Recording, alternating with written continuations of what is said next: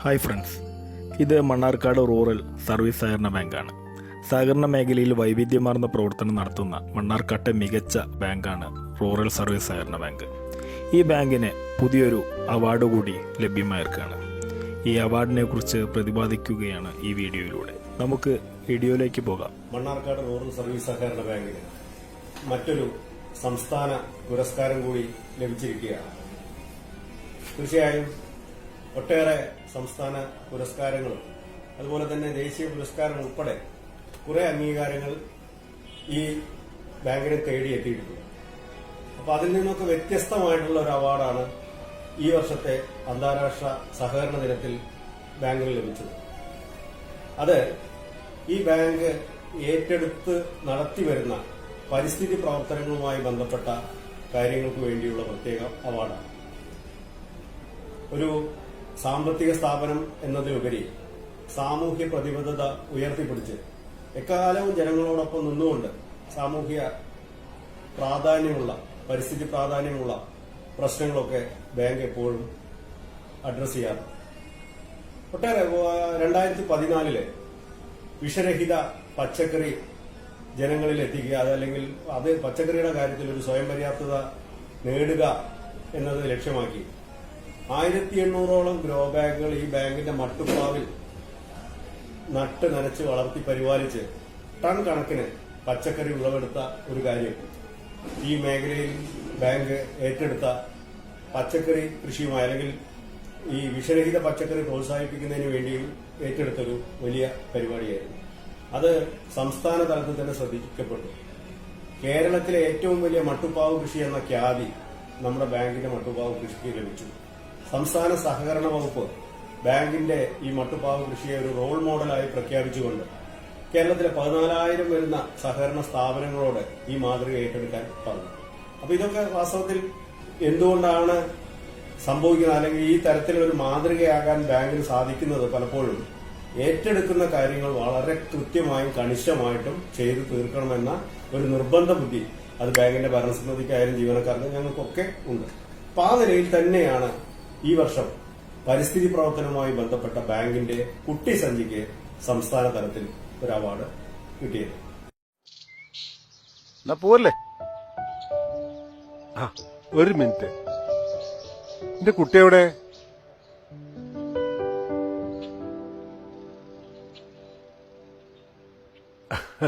മുട്ടുകൻ.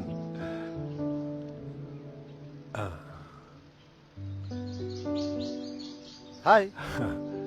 നമ്മള് മാത്രമല്ല, ഇപ്പൊ നാട് മുഴുവൻ നന്മയ്ക്കൊപ്പ. ഈ കുട്ടിസഞ്ചിക്കൊപ്പാന്ന്. പ്ലാസ്റ്റിക് ക്യാരി ബാഗുകൾ ഉപേക്ഷിക്കുക, തുണിസഞ്ചികൾ ശീലമാക്കുക. The pleasure of personal banking. Mannarkkad rural service സഹകരണ ബാങ്ക്. അപ്പൊ കുട്ടിസഞ്ചി എന്ന് പറയുമ്പോൾ പേരിൽ തന്നെ ഒരാശയം ഒളിഞ്ഞു കിടക്കുന്നുണ്ട്. പ്ലാസ്റ്റിക് ക്യാരി ബാഗുകൾക്ക് പകരം ബാങ്ക് മുന്നോട്ട് വയ്ക്കുന്ന ഒരു ആശയമാണ് കുട്ടിസഞ്ചി. കാര്യം വളരെ നിസ്സാരമാണ്. പ്ലാസ്റ്റിക് ക്യാരി ബാഗുകൾ ഉപേക്ഷിക്കുക, തുണിസഞ്ചികൾ ശീലമാക്കുക. അപ്പൊ ഇത് ഒരു നല്ല രൂപത്തിൽ ഇത് ജനങ്ങളോട് പറഞ്ഞ് ജനങ്ങളെ പ്ലാസ്റ്റിക്കിൽ നിന്ന് മാറ്റി തുണിസഞ്ചിയിലേക്ക് കൊണ്ടുവരണം. അപ്പൊ തീർച്ചയായിട്ടും ഇത് മനസ്സിലേക്ക് കടന്നു ചെല്ലുന്ന രൂപത്തിലുള്ള ഒരു പ്രചരണ പ്രവർത്തനം ഇതിന്റെ ഭാഗമായിട്ട് വേണമെന്ന് ബാങ്ക് തിരിച്ചറിഞ്ഞു. ആ തിരിച്ചറിവിന്റെ ആദ്യ പടിയാണ് കുട്ടിസഞ്ചി എന്ന് പറയുന്ന പേരോട് കൂടിയിട്ടുള്ള, നമുക്കൊരു വീട്ടിലെ മറ്റെല്ലാ ഉപകരണങ്ങളെ പോലെ തന്നെ ഫോണ്, കൊട, ചെരുപ്പ് തുടങ്ങിയ എല്ലാത്തിനെ പോലെ തന്നെ പ്രധാനപ്പെട്ട ഒരു സാധനമാണ് ഒരു വീട്ടിനെ സംബന്ധിച്ചിടത്തോളം, ഒരു വ്യക്തിയെ സംബന്ധിച്ചിടത്തോളം കുട്ടിസഞ്ചി എന്നതാണ് ഞങ്ങള് ആളുകളെ പഠിപ്പിക്കാൻ ശ്രമിച്ചത്. അതാണ് ഞങ്ങൾ പ്രചരിപ്പിച്ചത്. അപ്പൊ അതിന് ഒരു വെറുതെ ഒരു സഞ്ചി പ്രിന്റ് ചെയ്തിട്ട് അത് നമ്മൾ കൊടുത്തു കഴിഞ്ഞിട്ടുണ്ടെങ്കിൽ ഇപ്പോ ധാരാളം തുണിസഞ്ചികൾ പ്ലാസ്റ്റിക്കിനെതിരായിട്ട് നമ്മുടെ സമൂഹത്തിൽ പ്രചരിക്കുന്നുണ്ട്, കടകളിലൊക്കെ അത് കൊടുക്കുന്നുണ്ട്. പക്ഷെ അതൊക്കെ നിശബ്ദമായിട്ടാണ്. അപ്പൊ വാസ്തവത്തിൽ എന്താ സംഭവിക്കുന്നത്? ആ സഞ്ചിയുടെ, ആ തുണിസഞ്ചിയുടെ സ്ഥാനം എന്ന് പറയുന്നത് അടുക്കളയിൽ മറ്റ് പ്ലാസ്റ്റിക് ക്യാരി ബാഗുകൾ സൂക്ഷിച്ചു വെച്ചിരിക്കുന്ന അതേ മൂലയിൽ തന്നെയാണ് ഈ തുണിയുടെ സഞ്ചിയും. ഒരാശയവും ഈ തുണി സഞ്ചി വിളിച്ചു പറയുന്നില്ല. അപ്പോ തുണിസഞ്ചി ഉപയോഗിക്കുകയും വേണം, അതൊരു ആശയം പ്രചരണത്തിന്റെ ഭാഗമായി മാറുകയും വേണം. ഇത് രണ്ടും കൂടി സമന്വയിച്ചപ്പോഴാണ് കുട്ടിസഞ്ചി എന്നൊരു ആശയം, കൺസെപ്റ്റായിട്ട്, അല്ലെങ്കിൽ ഒരു തുണിസഞ്ചി മതിയായിരുന്നു, അതിപ്പോ നമ്മൾ കാലങ്ങളിലായിട്ട് കൊടുക്കുന്നുണ്ട്. ആ ബാങ്കിന്റെ പരസ്യം വെച്ചിട്ട് അല്ലെങ്കിൽ തുണിക്കടകളുടെ പരസ്യം വെച്ചിട്ടൊക്കെ ധാരാളം സഞ്ചികൾ കൊടുക്കുന്നുണ്ട്. മേ ബി അതൊക്കെ പലതും അതൊക്കെ എക്കോ ഫ്രണ്ട്ലി ആയിരിക്കും, അതൊക്കെ പ്രകൃതി സൗഹൃദമാകും. പക്ഷെ അത് വളരെ നിശബ്ദമാണ്. പരമാവധി പറയാൻ ശ്രമിക്കുന്നത് അത് കൊടുത്ത സ്ഥാപനത്തിന്റെ പേര് മാത്രമാണ് ആ സഞ്ചി പറയാൻ ശ്രമിക്കുന്നത്. ഇവിടെ കുട്ടിസഞ്ചി പറയുന്നത് അതല്ല. കുട്ടിസഞ്ചി പറയുന്നതും പറയാൻ ശ്രമിച്ചതും മണ്ണാർക്കാട് റൂറൽ സർവീസ് സഹകരണ ബാങ്കിന്റെ പേര് പറയാനല്ല കുട്ടിസഞ്ചി ശ്രമിച്ചത്, മറിച്ച് മഹത്തായ നാട്ടു നന്മയുടെ ഊടും പാവും എന്ന മഹത്തായ ഒരു ടാഗ് ലൈനും കൂടി ഒരു സന്ദേശമുണ്ട്. കുട്ടിസഞ്ചി നാട്ടു നന്മയുടെ ഊടും പാവും എന്നാണ് അതിന്റെ ടാഗ് ലൈൻ സന്ദേശം. അപ്പൊ കുട്ടിസഞ്ചി പറഞ്ഞത് കുട്ടിസഞ്ചി നാട്ടു നന്മയുടെ ഊടും പാവുമാണ്. അപ്പൊ ഇത് ആഴത്തിൽ മനസ്സിലേക്ക് ഇറങ്ങി ചെല്ലുന്ന രൂപത്തിലേക്കുള്ള ഒരു പ്രചരണത്തിന് ബാങ്ക് പ്ലാൻ ചെയ്തു.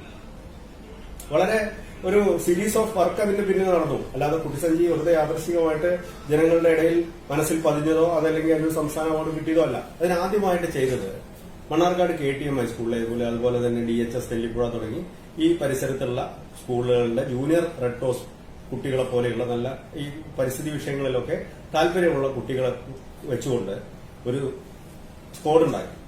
ആ സ്ക്വാഡിന് കൊടുത്ത പേര് കുട്ടിസഞ്ചിക്ക് ഒരു കുട്ടിക്കൂട്ടമാണ്.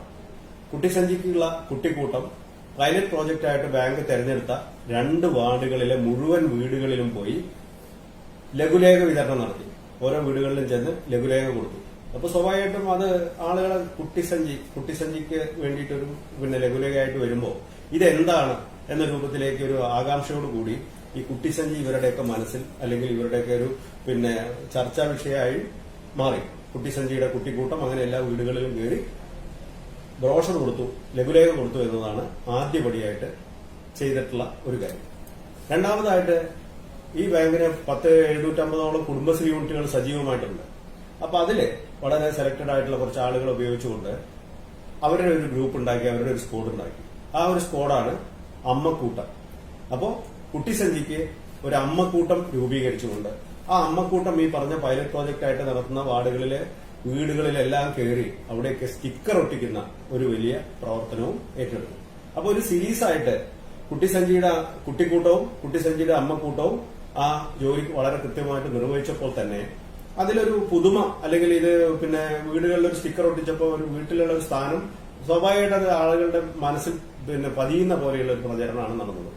അതിനുശേഷം ക്ലബ്ബുകളെ, റെസിഡൻസ് അസോസിയേഷൻ ഉൾപ്പെടെ ഇപ്പോൾ നമ്മുടെ സേവനം പോലെയൊക്കെ മണ്ണാർക്കാടുള്ള സഹകരിക്കുന്ന ആളുകളിൽ നിന്നൊരു ടീമിനെ ഉണ്ടാക്കിയിട്ട് കുട്ടിസഞ്ചിക്ക് ഒരു നാട്ടുകൂട്ടം ഉണ്ടാക്കി.